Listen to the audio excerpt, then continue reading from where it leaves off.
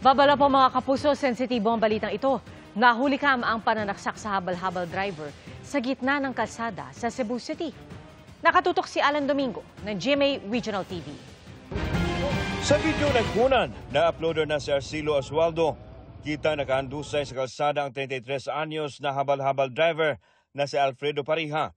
Dinaganan kasi siya at pinagsasaksak sa gitna ng kalsada sa barangay Kinasangan sa Cebu City. Na ayon sa pulisya ay nangyari pasado alas 3 ng madaling araw kahapon. Batay sa paunang investigasyon, naghintay ng pasahero ang habal-habal driver nang lapitan siya ng lalaking suspek at kunan siya ng litrato sa cellphone. Nagalit ang biktima at humantong sa away at kalaunay pananaksak. Nagpapagaling sa ospital ang biktima ang nagtamo ng mga sugat sa tiyan. Inaalam pa ng pulisya ang pagkakakilanlan ng suspek na agad tumakas. Para sa GMA Integrated News, Alan Domingo ng GMA Regional TV. Nakatutok 24 oras.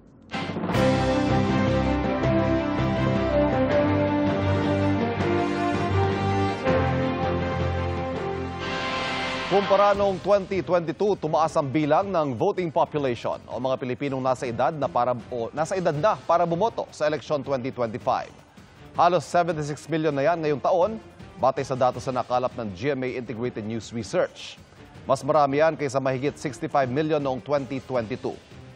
At sa darating na Mayo, mahigit 69 million ang rehistradong bumoto batay sa datos ng COMELEC. Sa voting population ngayong 2025, pinakamarami ang millennials na nasa 29 hanggang 44 years old na halos 26 million. Sumunod ang mga Gen Z na nasa 18 to 28 years old, Gen X na 45 to 60 years old at baby boomers at silent generation o mga lagpas 60 years old na. Noong 2022 naman, millennials din ang pinakamarami. Kasunod ang mga Gen X na mas marami noon kumpara sa mga botanting Gen Z at mga baby boomer at silent generation.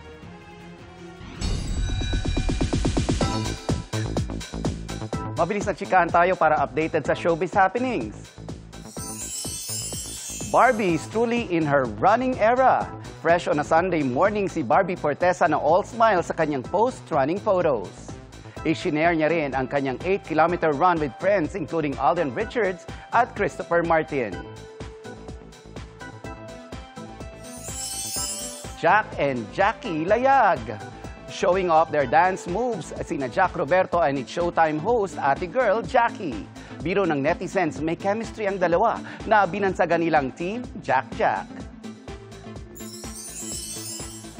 Di na lang si Dennis Trillo ang may aliw TikTok videos. Pati ang wife niyang si Jenilyn Mercado game na rin sa mga funny videos. Gaya na lang ng kanya raw interpretative dance para i-impress daw si Dennis na bumili ng kanilang dinner.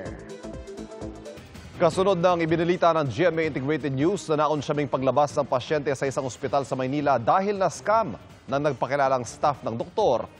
Isa pang pasyente naman sa Makati ang natangayan ng libu-libong piso ng nagpakilalang tauhan daw ng isang ospital. Nakatutok si Katrina Son, exclusive. Kahit iika-ika at di pa magaling, nagtungo sa Southern Police District sa Taguig si Ken, di niya tunay na pangalan, para magreklamo matapos umanong maskam ng nagpakilalang assistant manager ng isang ospital sa Makati. January 2 nang ma-admit siya sa ospital dahil sa sakit sa tiyan at likod. January 13 siya dapat na discharge pero hindi makauwi dahil walang pambayad sa halos kalahating milyong pisong bill sa ospital. January 21 nang may nakuha siyang text mula sa isang Micah Reyes. We were offered na 70,000 initial down payment without collateral check to be discharged. Dahil tumataas ang hospital bill kada araw at pag nanais niyang makalabas ng ospital, kinagat ni Ken ang alok. Binigay niya sa akin yung bank ng doctor ko. Then doon ako nag-transfer ng initial or down payment na 35K. Kinahaponan, idineposito niya ang balanseng 35,000 pesos. Sabi niya, may pupunta po daw na secretary para i-discuss yung monthly payment installment ko or yung payment terms since 70K lang daw yung na-down ko. And then pati siya susunod para asikasuhin yung mga hinihingi ng documents. pero hindi raw dumating ang kausap na sekretarya. Tsaka na namin na-realize na we got scam. Nung pumunta kami sa nurse station, tumawag kami sa billing department. Tinanong namin kung may Micah Reyes ba. Sabi nila wala kaming ganung tao. Then wala ring manager's office kasi lahat ng transaction kailangan sa billing. Sinabihan din daw sila ng ospital na mag-iimbestiga sa insidente. Tumawag din daw sa kanila ang sekretary ng kanyang doktor para sabihing walang pumasok na bayad sa kanilang opisina at dumaraan sa ospital ang bayad ng mga pasyente. Mahirap po kasi syempre na-hospital ka due to sickness. Tapos naghahanap ka pa ng pambayad para lang ma-discharge ka. Tapos malalaman mo na lang na na-scam ka na. Masusi raw na mag-iimbestiga ang PNP Cybercrime Division. Iimbestigahan din maging ang mga ospital daw na ginamit ng mga scammer. Ginagamit po talaga nila yung pangalan ng doktor and also po ng hospital. Nakita po namin doon sa previous po na final na complaint ay alam po nung kausap ng biktima yung lahat ng impormasyon tungkol doon po sa biktima and sa pasyente and also po sa hospital and sa doktor. Ang tanong nga po, paano nila nalaman yung mga detalye nung pasyente at nung doktor. And kung makita po natin na meron po talagang kasabwat doon, they will be dealt accordingly din po. Para sa GMA Integrated News, Katrina Son, nakatutok, 24 oras. Halos 40 milyong pisong halaga ng kush o high-end marijuana ang nabisong itinago sa 2 balikbayan box galing sa Canada. Ayon sa Bureau of Customs, idineklarang mga gamit sa bahay at personal na kagamitan ang laman ng mga kahon na dumating sa Manila International Container Port. At nang inspeksyonin, tumambad ang kush o dried marijuana leaves at 60 hindi pa tukoy na tableta. Nahaharap sa kaukulang mga reklamo ang consignee ng 2 balikbayan box pati na ang nagpadala ng mga ito.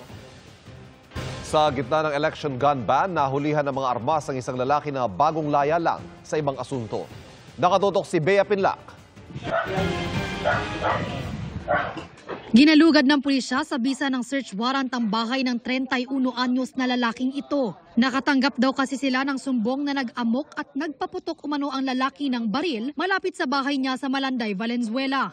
Ang lalaki, halos kalalaya lang ng kulungan ng masangkot sa akyat bahay noong 2018. Pero balik kulungan siya ulit ngayon matapos mahulihan na may sumpak o improvised gun, live ammunition para sa shotgun at granada.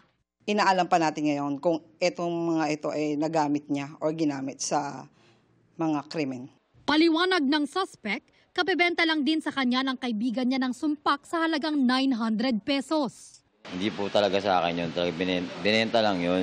Mga ilang araw, tinesting ko dun sa may tapat ng bahay namin. Pinaputo ko siya. Pumudok naman. Tapos, ilang araw, binenta ko rin yun, ma'am.